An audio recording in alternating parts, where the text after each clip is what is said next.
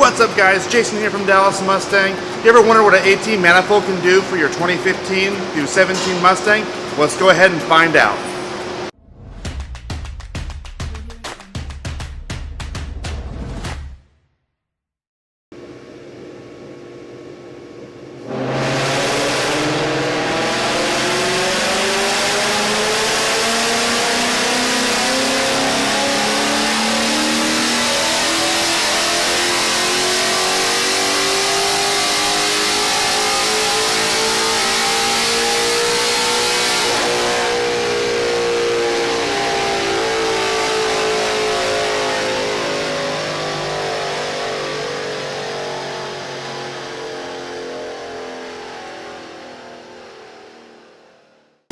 Alright, we were able to baseline the car at 386 horsepower to the rear wheels.